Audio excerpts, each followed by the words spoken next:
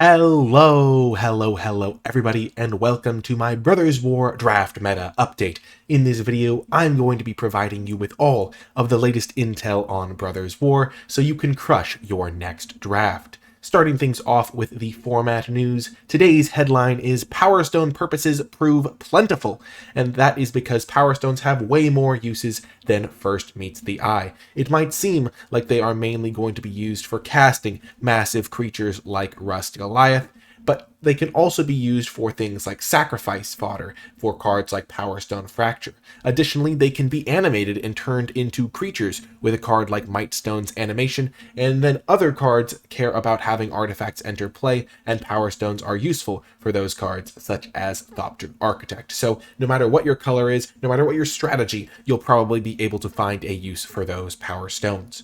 Moving on to the meta market section of this video, we're going to be talking about all of the movers and shakers in the power rankings, and there have been some big moves after week 1. Red is moving up to the top of the standings, just a very powerful color that has good synergies all around. White coming in second place, also lots of good synergies with the other color and strong spells. Green, kind of in the middle of the road, has a couple of good synergies, a couple of medium ones, and just some reasonable cards. And then blue and black falling to the rear. Black, even though it has strong individual cards, lacks a bit of synergy with the other colors, and then blue falling down a little bit because of similar reasons.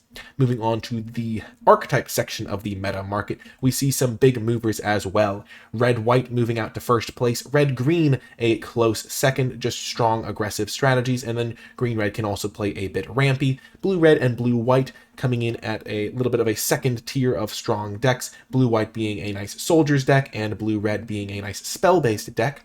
Green-white and green-red being pretty close to average, and green-black not far behind. Green-white, a deck that cares a little bit about having artifacts enter play while being aggressive. Red-black being a sacrifice-based deck, and then black-green doing some mid-range graveyard shenanigans. Moving on to the lower end of the spectrum, we see that white-black is suffering a little bit. It just doesn't have the same level of power and synergy between its cards. And then blue-black, the deck that cares about drawing 2 cards in a turn, is a little bit finicky and based on uncommons instead of commons, so it falls as well. And then blue-green suffers from a lack of quality removal, and also if your big creatures get killed, it can struggle as well. So blue-green falling to the back of the power rankings.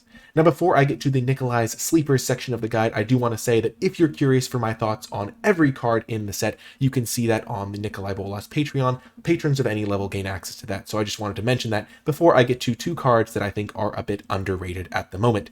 And moving on to the Sleepers section, we get to Gixian Infiltrator at number 1. This card is really good if you end up in a sacrifice deck. It isn't the card that fits just into any black deck, but once you are in that sacrifice deck, it is a card to prioritize because it just plays so well with all of the other things you're trying to do, and even has great synergy with Evolving Wilds, which is a land that can sacrifice itself to get a basic land that comes into play tapped. And so if you can play Gixian Infiltrator and start to grow it, it can take over the game as a 2-drop at common, which is really powerful.